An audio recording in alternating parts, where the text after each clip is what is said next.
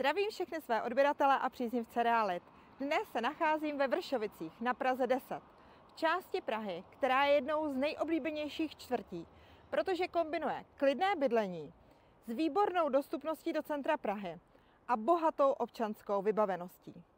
Nemovitost, kterou pro vás mám nově v nabídce, se nachází nedaleko odtud. Byt je umístěn v tomto domě za mnou, v ulici Kavkazská.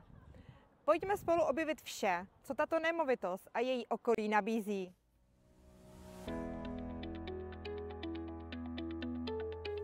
Byt se nachází v 5., tedy předposledním patře cihlového domu s výtahem.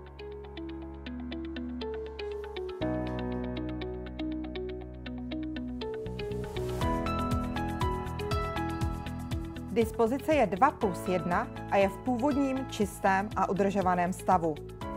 K bytu náleží i sklepní koje v podzemním podlaží.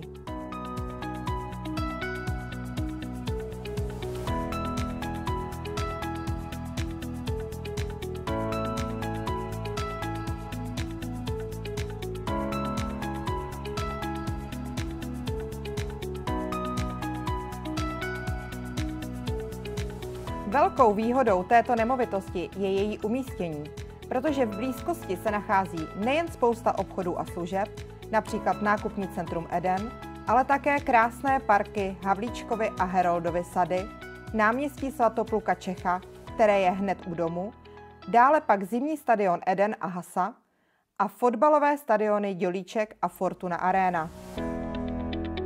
Pokud vás zaujala tato nabídka, neváhejte se na mě obrátit na uvedených kontaktech. Budu se na vás těšit a přeji vám krásný den.